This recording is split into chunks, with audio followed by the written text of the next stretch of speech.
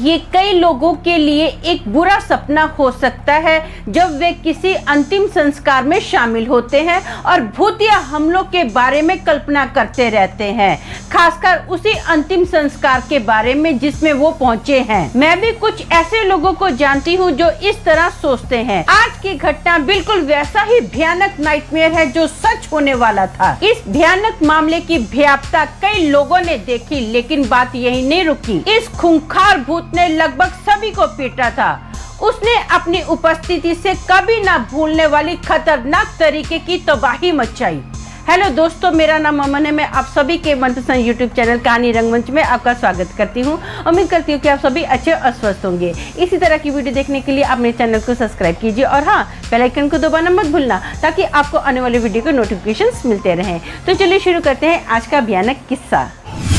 दोस्तों, आज का जो किस्सा है ये हरियाणा के एक शहर रोहतक का किस्सा है। वहाँ पर ना एक बुजुर्ग अंकल आंटी रहते थे। उनका खुद का कोई भी बच्चा नहीं था। उनका जो छोटा भाई था ना वो इनके साथ ही रहता था। इसके 4 बच्चे थे। छोटे बेटे का नाम रमन था। जो रमन था ना वो अपने चाचा चाची के बहुत ज्यादा क्लोज था। चाचा चाची भी रमन को अपने बच्चे के समान प्यार करते थे। रमन शादीशुदा था। ये भी ना चाचा चाची की बहुत ज्यादा रिस्पेक्ट करता था। हर बात में जी चाचा जी, जी चाची जी, बहुत ज्यादा प्यार करता था। बहुत ज्यादा अपने माता पिता की तरह उनका आदर सम्मान करता था। अब ना एक बार चाचा जी की तबीयत बहुत ज्यादा खराब हो गई। रमन ने दिन रात करके अपने चाचा की सेवा की। वो ऐसा सेवा कर रहा था जैसे अपने पिता की सेवा कर रहा था। लेकिन चाचा जी की जो उम्र थी अब ज्यादा हो गई थी और एक दोपहर ना उनकी मृत्यु हो गई। इस बात की खबर जो थी ना सब आसपास के लोगों को पहुंचाई गई। बहुत सारे रिश्तेदार जमा हो गए, पड़ोसी जमा हो गए, आजू बाजू के लोग जमा हो गए। सब लोग ना चाचा जी की मौत के कारण बहुत ज्यादा दुखी थे। जोर जोर से रो रहे थे। उनकी डेड बॉडी पर अपना सर रखकर जोर जोर से रो रहे थे। लेकिन जो रमन था ना उसकी आंख से एक भी आंसू नहीं आ रहा था। वो घर के एक कोने में खड़ा है और दूर से ना चाचा जी की डेड बॉडी को देख रहा है। सब रो रहे हैं, जोर जोर से चिल्ला रहे हैं, लेकिन रमन की आंखों में एक भी आंसू नहीं है।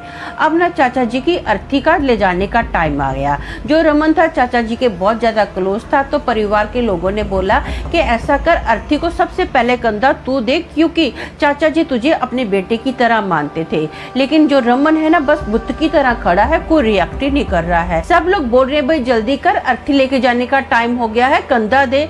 लेकिन रमन कोई भी बात का रिप्लाई नहीं कर रहा था। ऐसा लग रहा था कि जैसे किसी की भी बात का उसके ऊपर कोई असर ही नहीं हो रहा। तो परिवार के लोग सोचते हैं कि ऐसा करते हैं, लगता है रमन को बहुत ज्यादा गहरा सदमा पहुंचा है, हम लोग ही अर्थी को लेकर बाहर चले जाते हैं। अब अर्थी को उठाया गया और जैसे ही अर्थी घर के बाहर जाने वाली थी ना तो रमन जोर से चिल्लाया और बोला, नहीं, मैं रमन को अपने साथ लेकर जाऊंगा।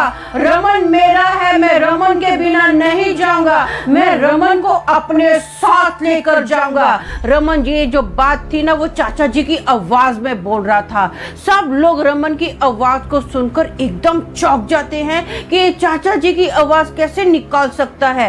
ये बोलते बोलते ना रमन की जो आंखें थी ना पूरी लाल हो गई थी। अजीब सा उसका गुस्से में चेहरा आ गया था और वो फटाफट ना सीढ़ियों पे चढ़ना स्टार्ट कर देता है। रमन के पीछे पीछे उसके भाई भी जाते हैं। रमन अभी छत पर चढ़ता है, जस्ट कूदने ही वाला होता है ना तो 5-6 उसके जो भाई होते हैं ना उसको पकड़ते हैं और कूदने से रोकते हैं। रमन कूदने से रुक तो जाता है लेकिन अपने भाइयों को ना ऐसे दूर दूर पटक रहा है जैसे उसके एक हाथ का काम है। वो ऐसे अपने भाई को टच कर रहा है और उसका जो भाई है ना दूर जाके गिरते हैं। 5-6 भाई जो कि हट्टे कट्टे थे दूर दूर जाकर गिर गए और रमन ना चिल्लाते हुए फटाफट चीखे मारते हुए अपने बालों को जोर जोर से खींचते हुए वो छत से इधर उधर भाग रहा है। अब वो कुएं की तरफ भाग रहा है। भागते भागते ना फिर से वो चाचा जी की आवाज में बोलता है कि मैं रमन के बिना नहीं जाऊंगा, मैं रमन को अपने साथ लेकर जाऊंगा। अब ना कुएं की तरफ भागते हुए उसके काफी रिश्तेदार फटाफट रमन को रोकने के लिए आए। कम से कम 15-16 लोग होंगे जो रमन को रोकने के लिए आए। रमन कुएं में कूदने की कोशिश कर रहा है, लेकिन सब ने एक झुंड होकर ना रमन के ऊपर कूद पड़े और रमन को पकड़ा। रमन को जैसे पकड़ा, रमन सबके ऊपर चिल्लाने लग गया, सबको मार रहा है, किसी को थप्पड़ मार रहा है, किसी के बाल खींच रहा है, किसी को लात मार रहा है और एक ही वर्ड बोल रहा है कि नहीं, मैं रमन के बिना नहीं जाऊंगा, मैं रमन को अपने साथ लेकर जाऊंगा, रमन मेरा है। तो इतने में क्या हुआ ना, बहुत सारे लोगों ने देखा कि ये जो उसके ऊपर 15-16 लोग कूदे हुए हैं ना, ये लोग रमन को हैंडल नहीं कर पा रहे हैं। तो वहाँ पर जितने भी लोग आए थे ना, चाहे वो बुजुर्ग ले लो, चाहे वो बड़े लोग ले लो, सब लोगों ने क्या किया, रमन को पकड़ा मिलके। रमन को सब लोगों ने एक घेरा बना लिया और उसको कुएं के पास नहीं जाने दिया और सब लोग ना उसको पकड़ लिए, जोर से रमन को पकड़ लिया और एक रस्सी से बांध दिया। जैसे रमन को रस्सी से बांधा गया ना, तो रमन ने क्या किया, अपना जो सर था ना जमीन पर पटकना स्टार्ट कर दिया। जोर जोर से वो अपना सर जमीन पर पटकता जा रहा है, उसके सर से खून निकलना स्टार्ट हो गया है। सब लोग ये देखकर बहुत ज्यादा चौंक गए हैं, लेकिन फिर भी रमन अपने आप को पटके जा रहा है और बोल रहा है कि नहीं, मैं रमन को साथ लेकर जाऊंगा, मैं रमन के बिना नहीं जाऊंगा, रमन मेरा बच्चा है, रमन के साथ ही जाऊंगा। ये देखकर ना रमन के जो पिताजी थे ना, उन्होंने क्या किया, फटाफट कुएं में से ठंडे पानी की बाल्टी भरी और सीधा ना रमन के मुंह के ऊपर डाल दी।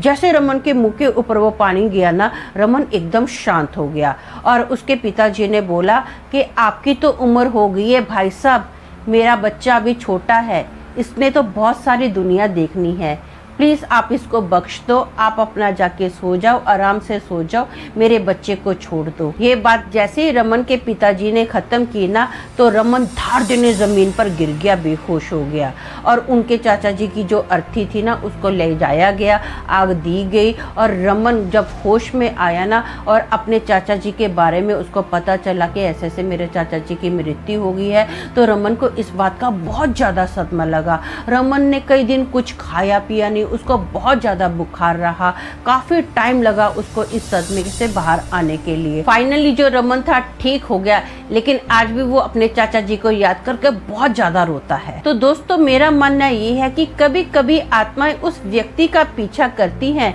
जो उनके मृतिक शरीर को ना सच्ची भावनाओं से देखता है। यही कारण है कि लोग ऐसी जगहों को जाने के बाद ना अपने आप को शुद्ध करने के लिए नहाते हैं और अपने कपड़ों को धोते हैं। सच तो ये है कि ये भी पर्याप्त नहीं है। कैसे और क्यों, ये एक अलग बहुत बड़ा और बहुत ही गहरा विषय है।